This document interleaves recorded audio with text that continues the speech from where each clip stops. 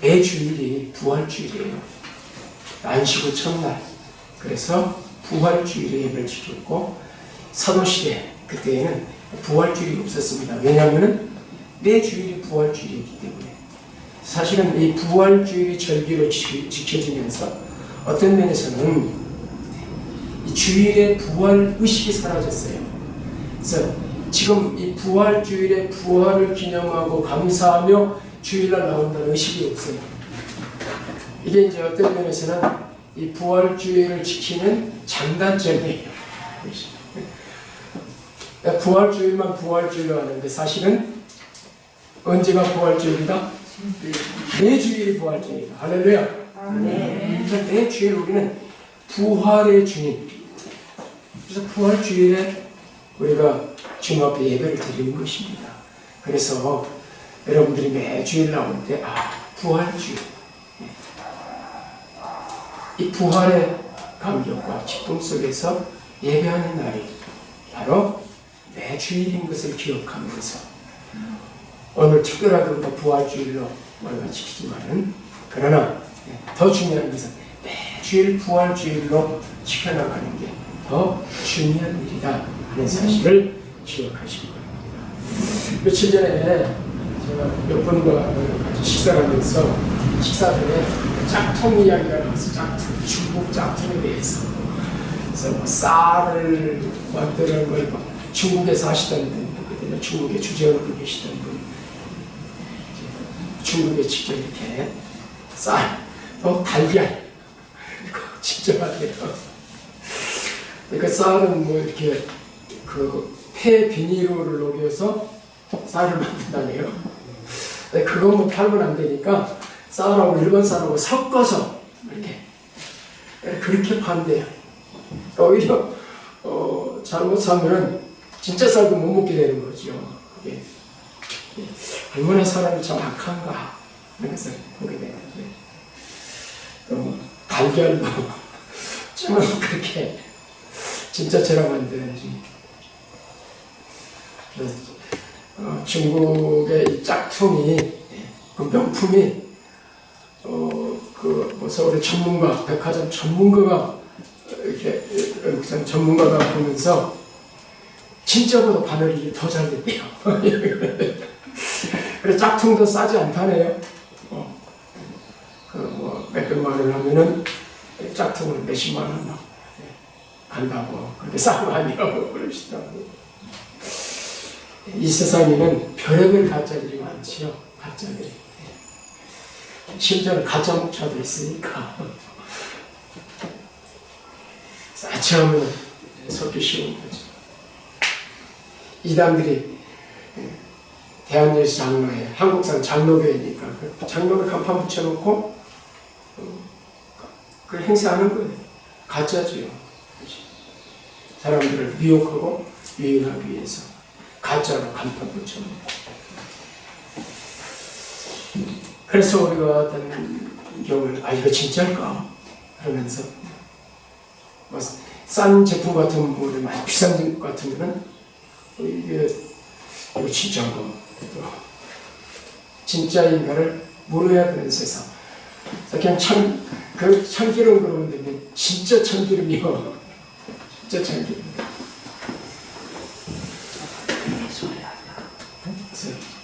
복음도 거기다가 더 붙이잖아요. 순복음으로 붙이잖아요. 가짜 복음이 많으니까 우리는 순복음이다. 만약 어떤 사람이 교회에도 참교회 있고 가짜 교회가 있는가, 거짓 교회가 있는가 이렇게 묻는다면은 어떻게 말할 수 있어요? 예, 거짓 교회가 있습니다. 이단들이 거짓 교회지요. 그래서 우리는 참된 교회 표지를 이야기합니다.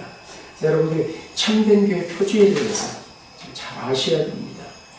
참된 교회가 표지가 무엇인가? 그걸 보면서 이 교회가 참된 교회구나. 지금부터 약 500년 전에 종교개혁이 일어났지요. 사실은 종교개혁이라는 표현보다는 교회개혁이라는 표현이 더 맞는 표현입니다. 일반적으로 종교개혁이라는 표현을 써왔으니까 그냥 쓰지만은, 그래서 이 종교개혁 이때에 참된 교회 표지라는 말은 굉장히 중요한 용어였습니다. 그때 많이 사용했던 용어예요. 물론 그 이전부터 참된 교회 표지라는 말은 있었어요. 그러나 중세에 오면서 종교개혁 시대에 이 참된 교회 표지라는 말이 널리 퍼지기 시작했습니다. 여기서 표지라는 말은 사전적으로는 다른 것과 구별해서 알게 해주는 표시나 특징 또는 표치를 말한다. 그렇게 사전적인 정의가 되어 있는데요. 이 멕시코에는 한국과 달리 개신교회 건물에는 이제 십자가가 없습니다. 제가 교회 막 결혼하자마자 이렇게 예배당을 개척했거든요. 그래서 우리 아들 30살 됐어. 야, 아빠하고 엄마는 우리 30살 때 결혼하고 교회를 개척했어.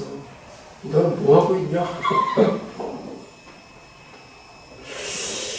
그래서 그때 십자가를 교회에 안 걸었거든요. 마을 사람들이 왜 십자가를 안 걷냐고 자꾸. 우리 교회들도 왜 자꾸 그 십자가를 안 거냐고. 교회에 십자가가 있어야 된다. 하도 자꾸 이야기를 해서 나중에 십자가를 붙이긴 붙였습니다만.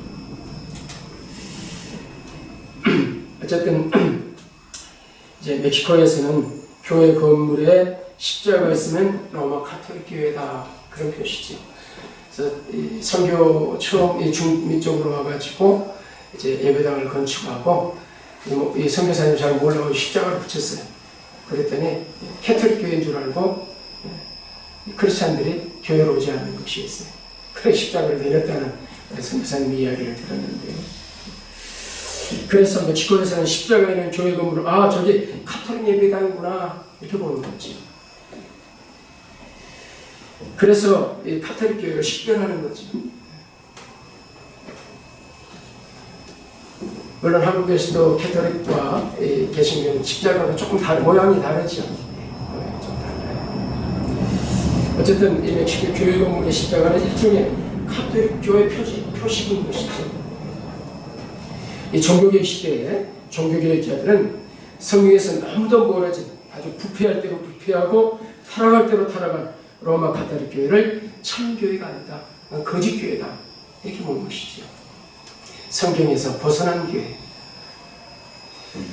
그래서 참된 교회가 아닌 거짓 교회, 이 로마 카톨릭 교회와 결별을 하고 성경이 본래 말하는 이 성경이 말하는 교회, 참된 교회를 회복하기 위해서 수많은 피를 흘리면서 종교개혁을 일으켰던 것입니다. 우리는 그 종교개혁의 후예들이지, 개혁교회라 그렇게 이야기합니다. 그래서 캐톨릭에서는 작은 집이고 떨어져 나간 게 아니에요. 우리가 권류를 이어가는 것이에요. 잘 이해를 하셔야 돼요. 말할 때. 우리 유대교에서 떨어져 나온 게 아니에요. 성경이 말하는 본래 교회로 가고 있는 것이에요. 이게 정통 교회예요. 선비라는 의미에서는 개혁교회는 참된 기독교와 그렇게 말할 수 있는 것이죠. 그러면서 바로 이러할 때 그럼 참된 교회를 어떻게 구분할 것인가? 이러한 문제가 대두된 것이지요. 그래서 과연 참된 교회는 어떤 표지가 있는가? 뭘 보고 참된 교회로 말할 수 있는가라고 하는 그러한 문제들을 논의하고 연구하기 시작했고 성경을 찾기 시작했습니다. 그래서 당시 이 종교개혁자들이 참된 교회의 표지는 이것이다 라고 이제 선포를 하고 그리고 교회에 알리게 된 것이고 오늘까지 우리가 그것을 참된 교회의 표지라고 이야기를 하고 있습니다. 도대체 무엇이 참된 교회의 표지인가? 그 당시에는 거짓된 로마 교회와 구분하기 위해서 거짓된 로마 교회, 그런 참된 교회를, 본래 성경에 말하는 교회를 말하기 위해서 이 참된 교회 표준을 이야기하는 것인데 세 가지입니다. 첫 번째가 말씀의 올바른 선포였습니다. 성경을 중심으로 올바른 정통신앙, 바른 신앙에 있어서 전파해야 된다. 왜냐하면 캐톨릭이 이제 성경에서 벗어난 마리아 우상숭배라든지 교황 모리석이라든지 여러 잘못된 내용들을 설교했기 때문에 그래서 말씀의 올바른 선포 그리고 올바른 성례 집행이 성례는 말씀과 함께 시행되고 올바른 성례를 시행해야 된다. 성례는 세례와 그리고 성찬받기는 없다. 이 두 가지 외에는 없다. 그리고 세 번째가 정당한 건짐의 실행입니다.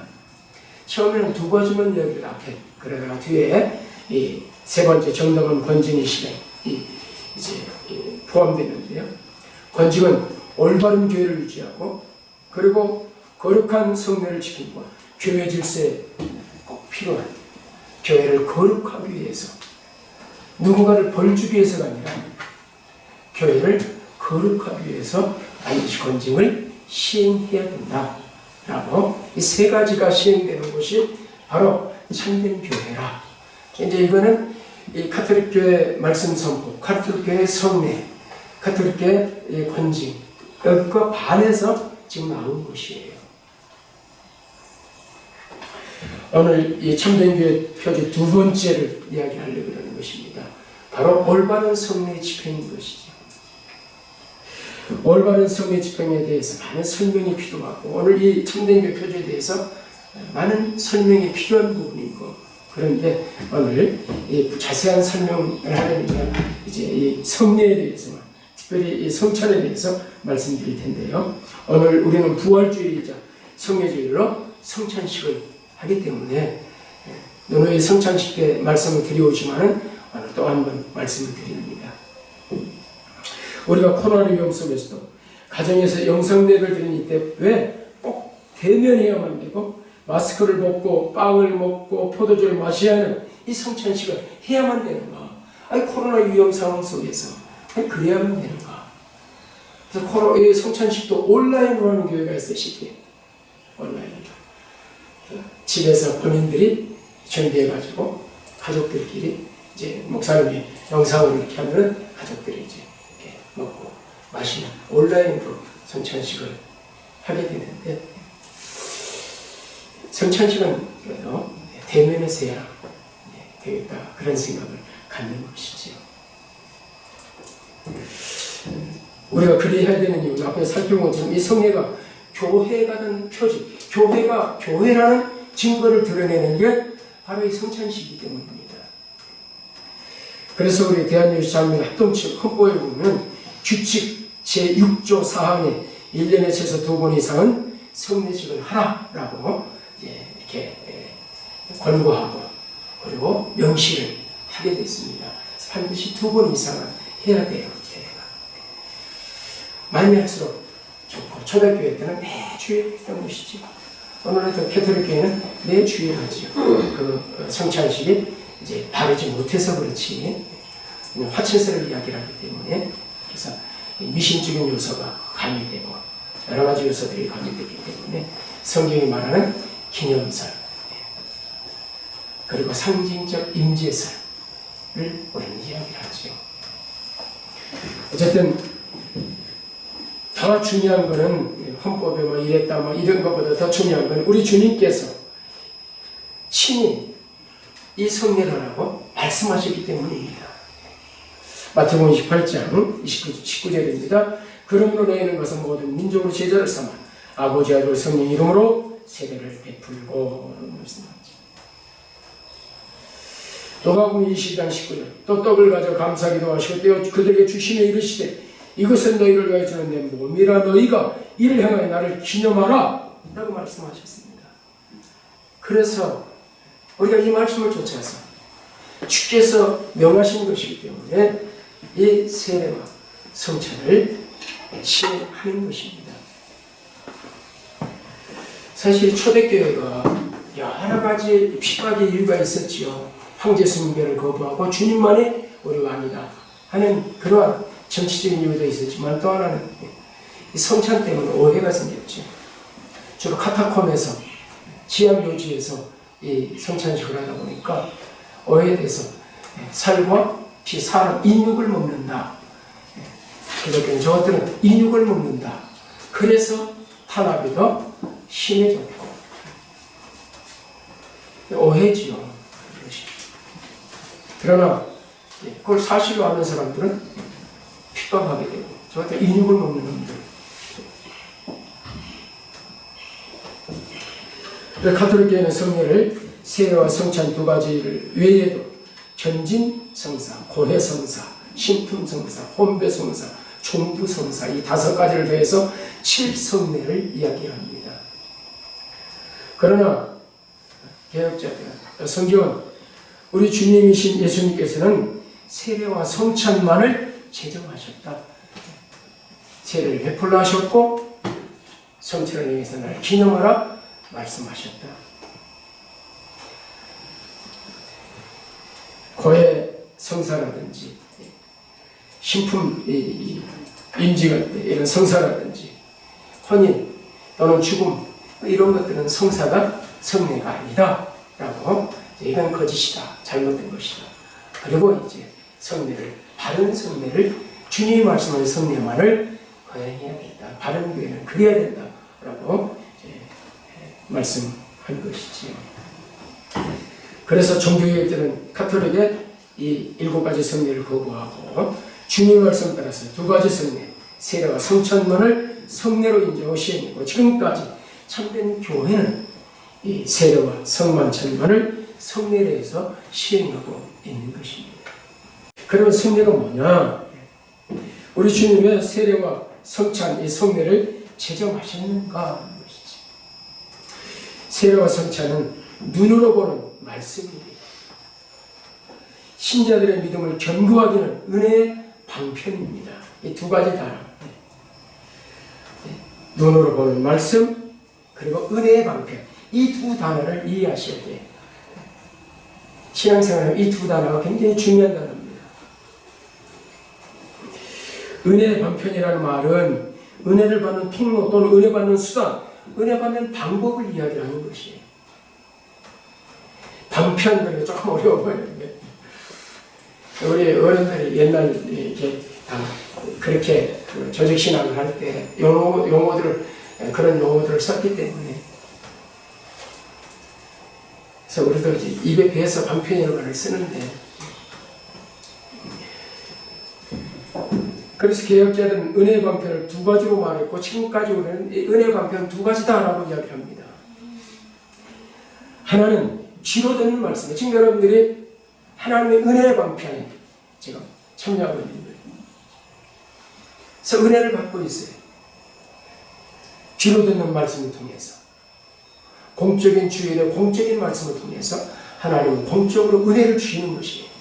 그래, 이 나라는 은혜 받는 나라 아닙니까? 복 받는 나라. 이미 우리가 복을 받았고 은혜를 받았지만 그 위에 더 부어주시는 날이 바로 복된 주일인 것이죠. 또 하나는 눈으로 보는 말씀인 성례예요. 우리가 흔히 찬양을 듣고 기도를 듣고 간증을 듣고 은혜 받았습니다 라고 말을 하는데, 사실은 은혜는 사람이 주는 게 아니라 하나님이 주시는 것이에요. 하나님의 선물이 하나님만이 주실 수 있어요. 이 은혜들은 우리가 말하는 통상적인 은혜, 이 위로부터 오는 은혜는 하나님만 주시는 거예요. 찬양의 기도는 사람이 하나님께 올려드리는 것이, 간증도 하나님의 말씀을 대언하는 것이 아니라 하나님 주신 풍성한 은혜, 자신이 경험하고 체험한 하나님의 은혜를, 자신이 받은 은혜를 나누는 것이에요. 그래서 우리가 찬양을 듣고 은혜 받았다라고 통상적으로 이야기를 하지만은, 그러나 엄밀한 의미에서는 말씀과 이 통해서 하나님 은혜를 주시도록 되어 있기 때문에, 그래서 설교를 통해서, 귀로 듣는 말씀을 통해서, 눈으로 보는 성찬을 통해서 하나님은 은혜를 주시는 거예요. 그래서 은혜의 방편은 이 두 가지 외에는 없다. 이 두 가지를 보면 사실은 하나지. 뭡니까? 두 가지 다 말씀이에요. 하나는 귀로 듣는 말씀, 하나는 입으로 전해서 귀로 들려지는 말씀이에요. 그래서 여러분들이 설교를 듣고 은혜를 받거나 받든 하나님 뭐를 주셨어요? 은혜를 주신 것이에요. 그렇게 믿지 않는 것이죠. 뭔가 감동이 와야만 은혜 받으라고 생각을 하는 거예요. 이게. 그리고 나하고 좀 틀린 내 생각으로 다른 말씀을 받으면 은혜라고 생각을 안 하는 거예요. 이게 문제이죠. 어떤 느낌이 와야 된다고 생각합니다. 은혜는 어떤 느낌이 아니고 하나님의 주시는 선물이에요.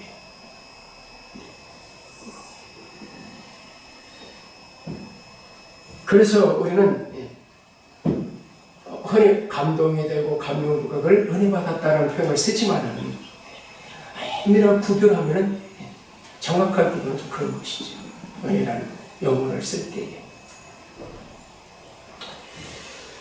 하나님의 은혜가 뭐냐? 도저히 받을 수 없는 자격 없는 자에게 주시는 하나님의 특별한 선물, 이것이 바로 은혜인 것이죠. 구원이 은혜예요. 근데 구원이 어떻게 옵니까? 믿음, 말씀을 들음으로 성령께서 우리 마음을 여시고 믿어지게 하시고, 이게 다 은혜지요. 하나님 주신 은혜예요. 말씀을 통해서 생명의 말씀으로 우리를 낳으셨느냐, 그런 말씀하죠.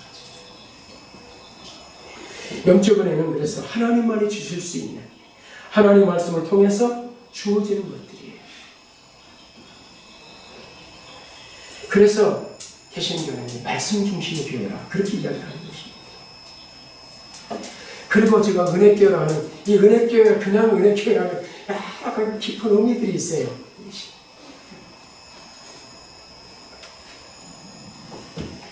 우리는 은혜로만 사는 것이거든요. 왜 그랬습니까? 바로 그 하나님의 말씀이 생명의 양식이기 때문에 그래요. 먹지 않으면 죽는 것이에요. 마태복음 4장 4절에 예수께서 대답하여 이르시되 기록되었을 때 사람이 떡으로만 살 것이 아니요 하나님의 입으로부터 나오는 모든 말씀으로 산다. 신자는 말씀으로 사는 것이에요. 이게 은혜예요. 매주일 신자들은 생명의 양식, 말씀을 먹으러 예배당에 와요. 그래서 설교를 들을 때 일주일에 양식을 먹는다, 이런 생각이 있어요. 그래서 이 배고픔, 영적 금지, 의의 주도 먹어요. 팔복의 첫 번째 말씀. 이 배고픔이 있어요. 심령이 가난하죠. 의의 주도 목마르고 심령이 가난해서 주의 말씀을 사모하고 그래야 돼요. 그래서 설교를 들을 때 주께서 오늘 주시는 은혜의 말씀, 생명의 양식을 이거 먹는다. 이거 안 먹으면 죽는다. 먹어야 사는 거죠. 먹어야 힘이 생기고 먹어야 활동할 수 있어요. 생명을 유지하는 데서 먹는 일은 필수적인 일입니다.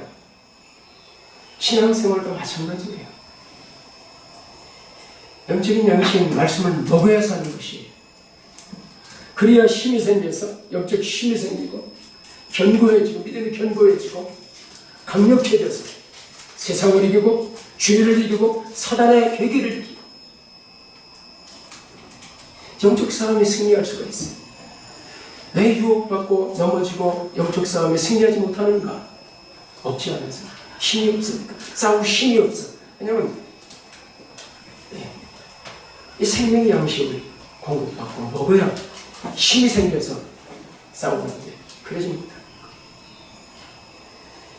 그래서 사단이 끊임없이 말씀을 듣지 못하게 방해하는 것이지. 시험에 들었다 그 말은 말씀이 들리기 시작하지 않는 것이에요. 특별히 목사의 관계에서 시험에 들었다 그러면 심각해지기 시작하죠. 살 길을 빨리 찾아야 돼요. 왜냐하면 내가 죽는 일이니까. 그래서 시험에 들었다 그럴 때 그래서 저 기둥비를 써있고 말씀이 종교 생활을 하지 마요. 말씀이 들리지 않고 목사님 너나 잘해. 사모님이 그래가지고 목사님 다 사람 알십시오. 목사님 집에 와서 지가 저러지. 우리 아내는 안 그런지 모르겠어요. 물어보세요.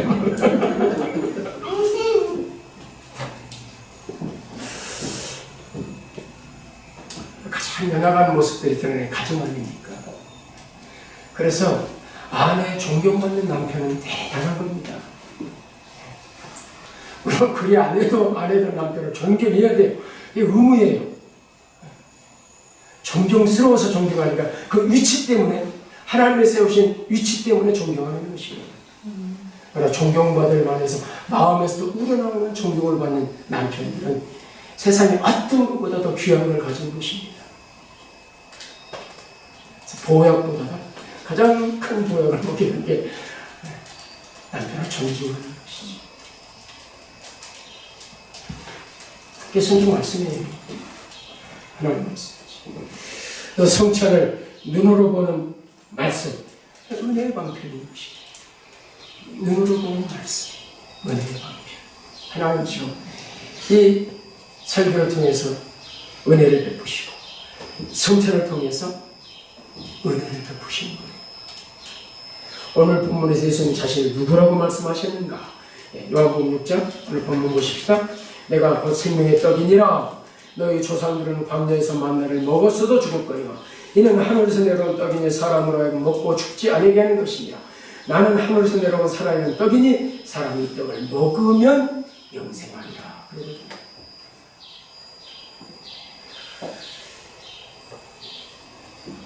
예수님이 요한복음 1장에서 예수님을 뭐라고 이야기합니까? 말씀이라 그러죠. 빛이라 말씀이라.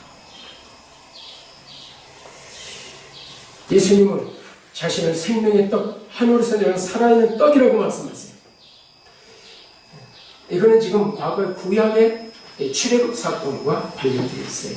오늘 본문도 그렇게 이제 관련해서 너희 조상 광야에서 출애굽 때 만나를 먹은 사건 가지고 지금 이야기하는 겁니다. 과거 이스라엘 백성들은 출애굽 후에 광야에서 하늘에서 내려온 떡을 먹었어요. 만나를 먹은 것이죠. 오늘날 신자들도 마찬가지. 출애굽 이스라엘 백성들처럼 하늘에서 내려온 떡, 살아있는 떡, 하늘의 양식을 먹어야 사는 것이죠. 이 만나는 구약 시대만 있었던 게 아니에요. 이 떡이 무엇입니까?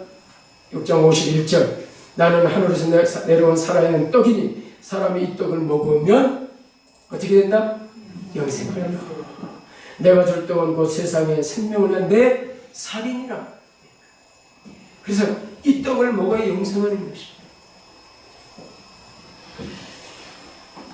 누가복음 22장 19절의 말씀. 떡을 가져 감사기도 하시고 그들의 주심에 계시되 이것은 너희를 위하여 주는 내 몸이니라. 너희가 이를 행해 나를 기념하라. 내 살, 내 몸, 이게 너에게 주는 내 떡이야. 이게 생명의 양식이야. 이걸 먹어야 용서해.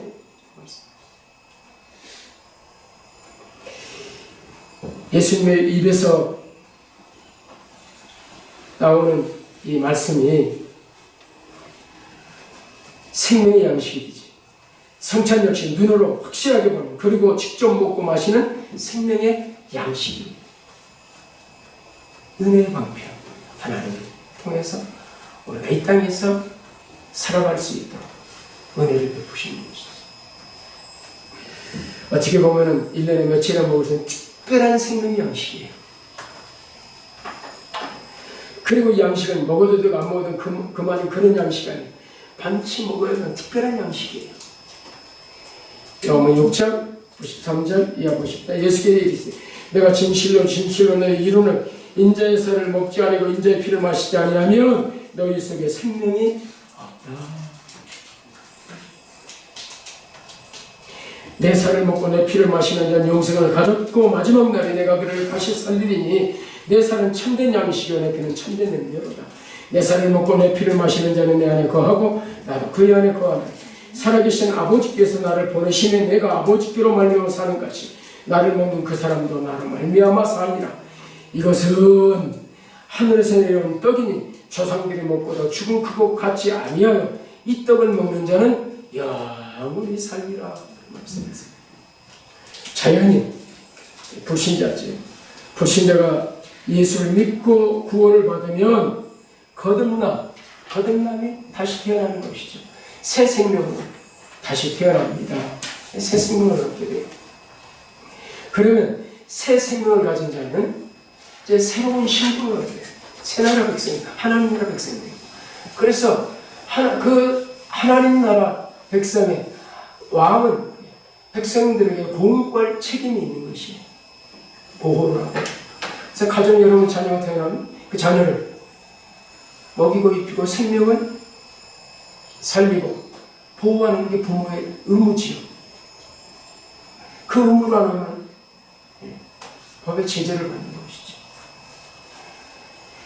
그래서 태어나면은 그래서 이제 생명의 양식을 느끼는 하나님의 공급에서 새로운 양식, 살아있는 양식을 얻게 돼요. 그래서 새로운 가치관, 새로운 소망을 가지고 새 노래를 불러요. 모든 것이 새로워져요. 본질적으로 새로워지고 이 새로운 경험을 하는 것을 변화야. 그리고 회복이라. 왜냐하면 원래 우리가 그 자리에 있었으니까. 에덴의 원래 그 자리로 회복하는 것이에요. 그래서 구원은 회복이라. 원래 자리로 돌아가는 것이다. 원래 그 음식을 먹었어요. 원래 그 나라에 살았어요. 원래 그 가치관을 가지고 살았어요. 원래 그 음식으로 살았고. 그런데 죄를 보고 타락하면서 에덴 동산에 쫓겨나면서 소속이 바뀌고 먹는 게 바뀌고 가치관이 바뀌고 세상의 정욕을 따라 살고 눈에 보이는 정욕의 안목을 따라 살고. 그러나 이스라엘 백성들이 애굽을 떠나서 홍해를 건넌 후에 가나안에 들어가기까지 애굽에서 모든 양식을 다 끊어버려 애굽의 삶을 청소해. 그리고 하늘에서 내려오는 만나를 먹어요. 그래서 홍해 사건이 어떤 사건입니까? 세례 사건 아닙니까? 홍해를 건너면서 다 수상시키는 거예요. 나는 죽는다. 애굽의 삶은 죽는다.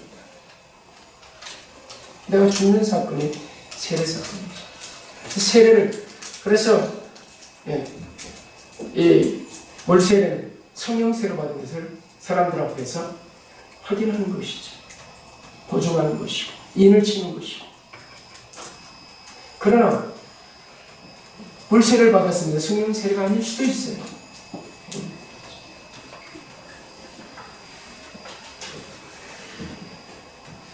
참된 세례의 영성을 가지면 나는 죽은 것이죠.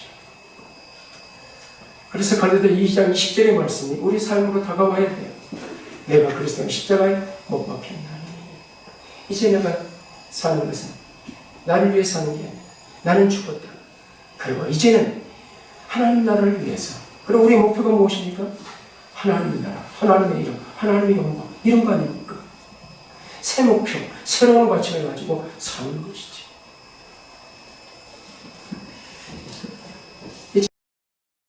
양식을 끊는 거, 애굽에서 먹던 양식, 애굽에서 그리던, 근데 그들이 나와서 홍해를 걷는데도 뭘 했어요? 애굽에서 먹던 부추, 마늘을 그리워하지만 고기 까먹고. 이제 그거 청산하고 이제 새로운 양식으로 살겠다고. 이제 그건 뭐 이제는 위로부터 오는 거로만 살겠다. 이게 세례 의식이거든요. 그리고 이제 새로운 삶이거든요. 섞여온 무리들이 이 중심에 서지 않습니까? 홍해를 건너긴 건는데 그들은 섞여진 무리들이었어요. 믿음이 없는 무리들. 참 우리 옛 것을 생각하고 돌아가고 그래서 애굽으로 돌아가자. 자꾸 애굽으로 돌아가자. 세상을 그리워.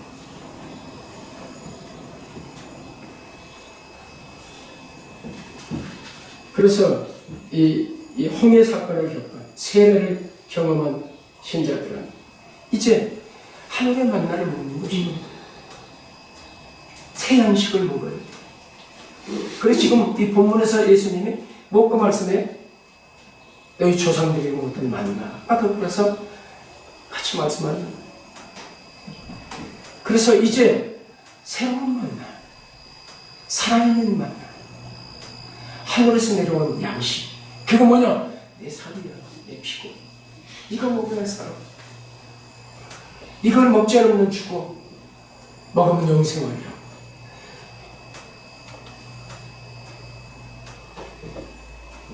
우리는 세례받고 새로운 사람이 됐습니다. 새로운 학생이 됐습니다. 새로운 양식을 먹고 살아야 돼요. 이 의식이 있어야 돼요. 우리는 새 양식을 먹어야 돼요. 이 모든 은혜의 양식. 내가 만들어서 내 힘으로 먹는 게 아니라 주어진 것, 하나님께 주어진 것.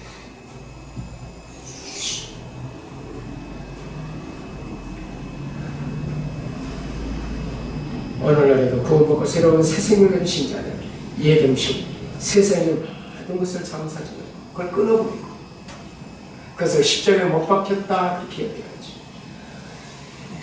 나는 세상에 대해서, 나도 세상에 대해서 못 받고 세상도 나에 대해서 못 받고 내 못이 튀어나와가지고 다시 그냥 살아가지고 끊임없이 십자가로 드러나가는 것이지. 그래서 신자들은 하늘에서 내려온 새 양식으로 사는 거예요.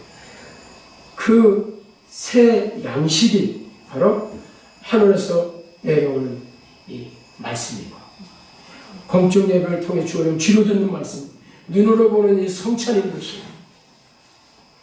그래서 이 찬송가 43장의 2절에 즐겁게 안식하라는 2절의 가사가 그것이잖아요. 새 양식, 하늘에서 새 양식 내리네.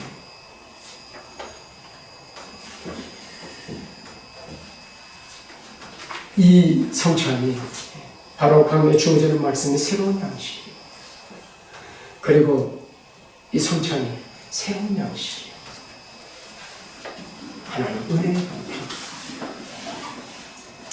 이것이 하나님께서 은혜를 주시는 중요한 수단이라는 사실을 기억하시기 위해서. 성찬은 십자가에서 자신의 몸을 찢어 우리에게 주시는 하늘에서 내려온 살아있는 떡, 먹으면 영생하는 생명이다. 먹어야 사는 것 기억하시고, 그래서 이 코로나 속에서도 먹어야 살기에 성찬식을 하는 것입니다. 그래서 꼭 참석해야 되는 것입니다. 신자라면, 세례받은 신자라면, 그래서 새 생명을 가졌기에 새 양식, 살아있는 양식, 이 양식으로 배불려야 됩니다.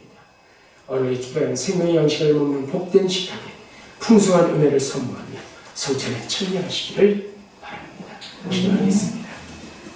하나님 감사합니다. 교회가 교회되는 표지요, 그리고 주님이 친히 시행하고 말씀하셨고 이제 신자들의 의무요 또 축복이요 은혜 받는 방편 속에 우리 큰 은혜, 이 말씀을 눈으로 보고 우리가 직접 참여하는 성찬 얼마나 소중하고 귀한 것인가를 기억하고 감사한 마음으로 은혜를 사모하며 이 성찬에 참여할 수 있도록 축복해 주옵소서. 예수님의 귀하신 이름으로 감사하며 기도하옵나이다. 아멘.